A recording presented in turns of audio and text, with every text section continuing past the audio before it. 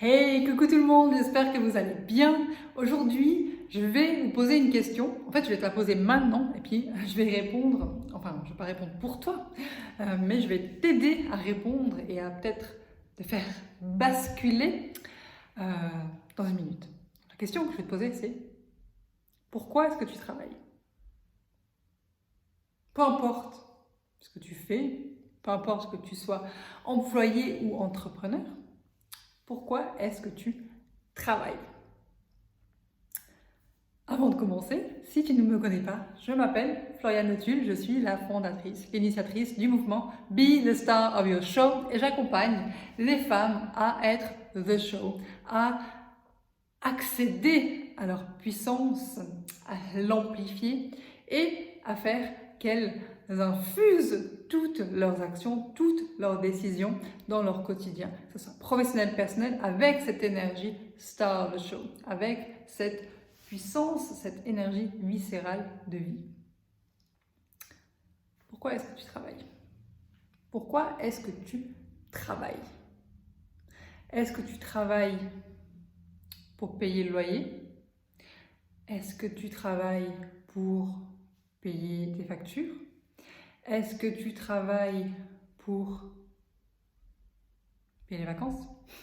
Est-ce que tu travailles pour payer des habits que tu aimes? Pourquoi est-ce que tu travailles? Est-ce que tu travailles pour pouvoir avoir une bonne retraite? PS, la vie, c'est maintenant.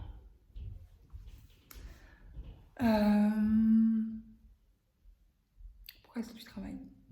Hier, j'étais en train de traverser le centre-ville de la ville où j'habite et deux personnes étaient en train de s'entretenir et ces deux personnes ont inspiré cette vidéo parce que j'ai senti en moi, lorsque j'ai entendu leur conversation, un peu un feu, un volcan même qui s'est réveillé.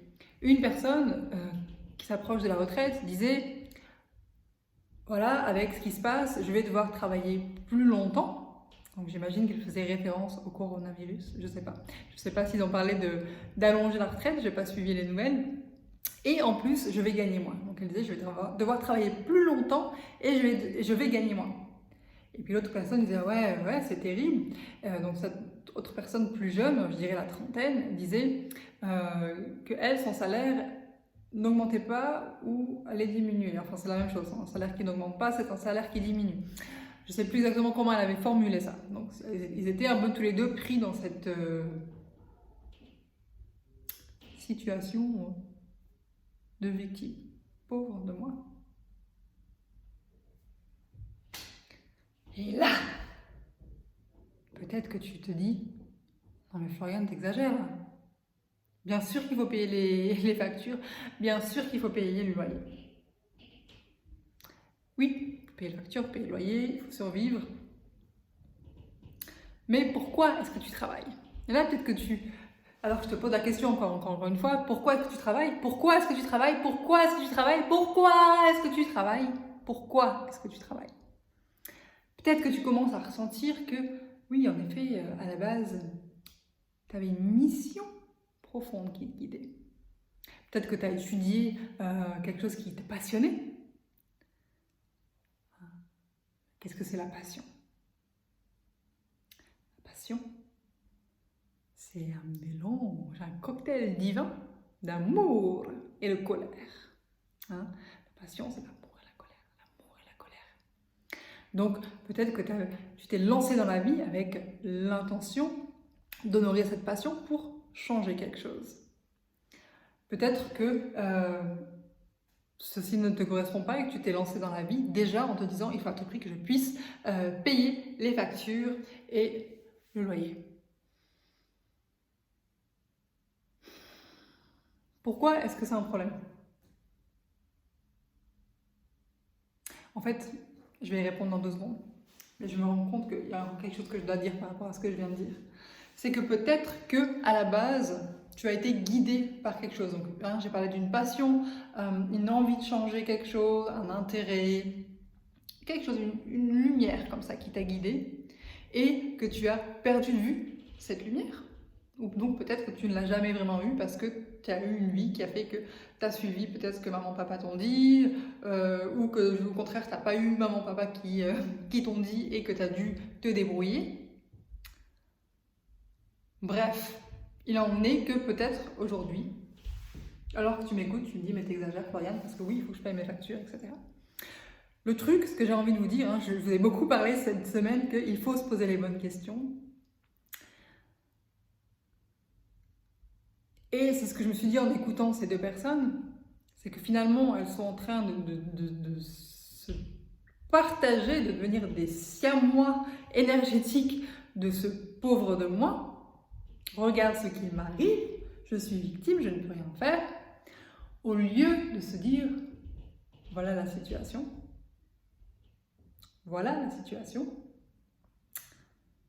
qu'est-ce que je peux faire?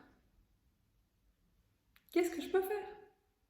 Plutôt que d'attendre et finalement passer une nuit comme ça en disant c'est la faute du gouvernement, c'est la faute du virus, c'est la faute de ma mère, c'est la faute de ma grand-mère, c'est la faute de mon père, c'est la faute des générations d'il y a 1000 ans, c'est la faute de mon patron, c'est la faute de ma collègue, c'est la faute de la marche qui n'était pas assez bien taillée, je suis tombée, c'est la faute, c'est la faute, c'est la faute, c'est la faute, c'est la faute, c'est la faute, festival de faute.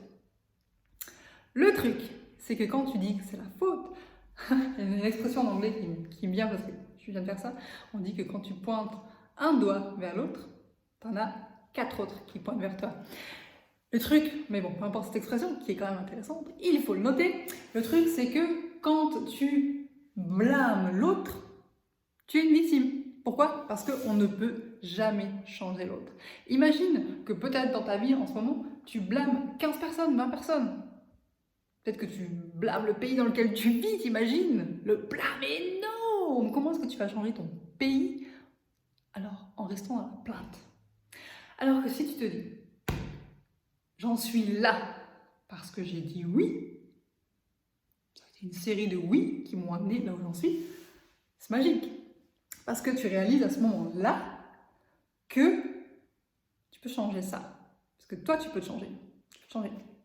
Comme ça, maintenant, Mary Poppins, tu ouvres le sac, tu sors tes outils, qu'est-ce que tu veux, qui est-ce que tu es, qui est-ce que tu veux être. Et tu peux changer. Si on revient à la question de cette vidéo, pourquoi est-ce que tu travailles?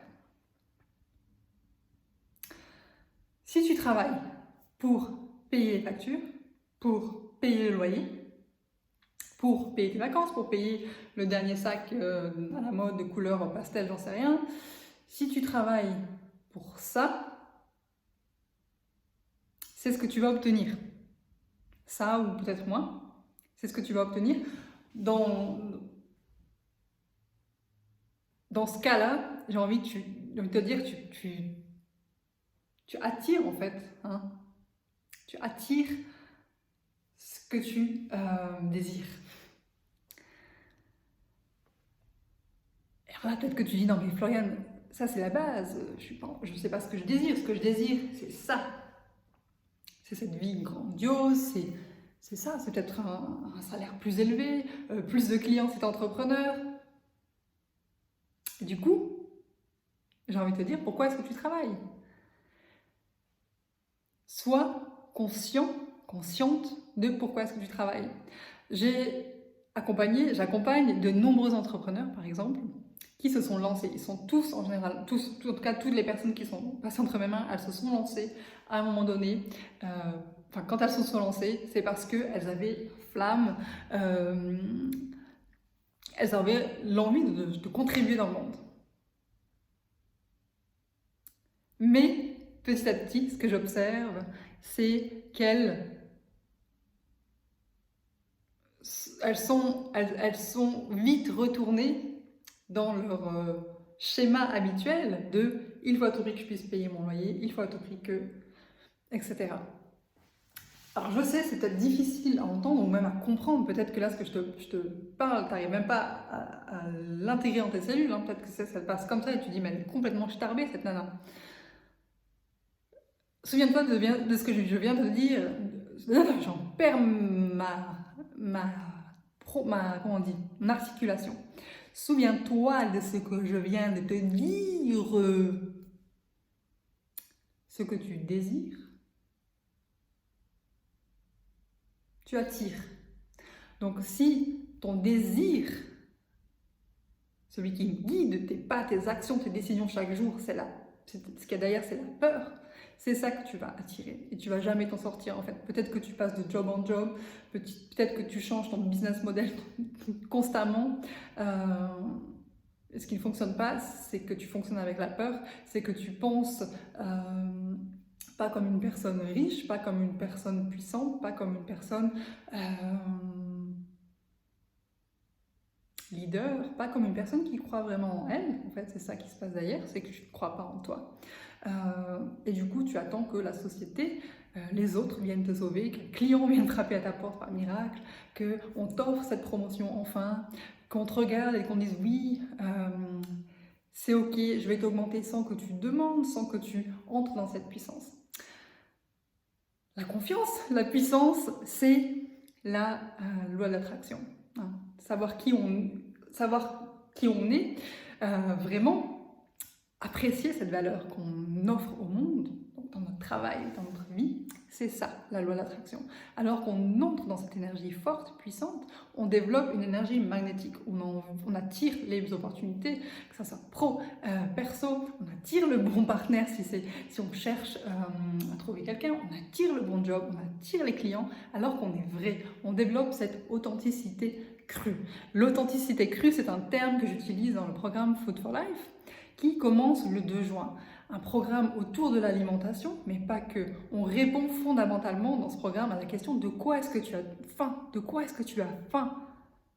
Parallèlement à pourquoi est-ce que tu travailles? Pourquoi est-ce que tu es là sur Terre? Pourquoi est-ce que tu travailles? Moi, personnellement, je travaille pour contribuer, pour avoir un impact fort, pour changer les mentalités, changer les comportements, amener un leadership, un vrai leadership. Je travaille pour ma liberté. Je veux être absolument libre dans ma vie, dans mes décisions, dans ma créativité, dans mon business.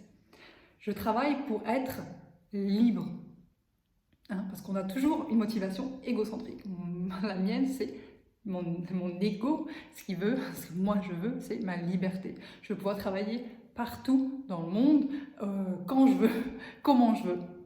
C'est fondamental pour mon fonctionnement, pour être dans cette authenticité que j'appelle crue. Pour conclure cette vidéo, j'ai envie d'amener un point qui m'a été amené de nombreuses fois à travers ces derniers jours où j'ai beaucoup parlé de Food for Life, ainsi que différentes personnes sur les réseaux sociaux. Quelques personnes m'ont dit « je veux, mais c'est trop cher ». Je veux, mais j'ai pas les moyens, mais souvent je trouve que c'est trop cher. Mon obstacle, c'est le prix, c'est trop cher. À ça, j'ai envie de répondre, genre je ne vais pas justifier parce que je connais la valeur de ce que j'offre et je sais que le prix reflète l'énergie de ce que je donne et donc de ce que vous recevez et la transformation attendue. Mais la question là, encore à nouveau, hein, mentalité, mindset de pauvre ou mindset de riche, le mindset de pauvre va se dire ah, je peux pas me le payer, c'est trop cher. C'est exagéré pour qu'elle se prenne cette nana. Mais t'as vu son prix. Et puis la personne riche va se dire je suis attirée, je sens le potentiel, je sens que ça vibre en moi, que c'est pour moi. C'est un prix élevé, je m'attendais peut-être pas à ça. Et peut-être que financièrement c'est compliqué. Mais la personne riche, mindset riche, va se dire comment est-ce que je peux me le payer? Comment est-ce que je peux me le payer? Plutôt que de renoncer. Oh, encore une fois, je suis une victime, c'est trop cher, je ne peux pas faire. Je vais rester là, je ne vais jamais avancer, c'est trop cher. Comment est-ce que je peux me l'offrir? Comment est-ce que je peux trouver une solution? J'ai, moi, investi dans des programmes très chers, bien plus chers que Food for Life. Et qu'est-ce que j'ai fait? Alors que je n'avais pas l'argent sur mon compte, je n'avais pas du tout l'argent sur mon compte, eh bien, je suis allée vendre des choses qui étaient chez moi, où j'ai réalisé, ben, ça, j'en ai pas besoin. Par contre, ce programme, je sais qu'il va m'amener plus dans ma vie, plus d'argent, qu'il pourra faire que, au pire, je pourrais me les racheter. Donc, j'ai vendu des choses. Juste un exemple, mais utilisez votre créativité, utilisez vraiment ce qu'il y a là. Allez plus loin que vos peurs, plus loin que ce qu'on vous a appris. Déshabillez-vous, décodez-vous, ouvrez-vous, libérez-vous. C'est tout pour aujourd'hui. Ciao, ciao.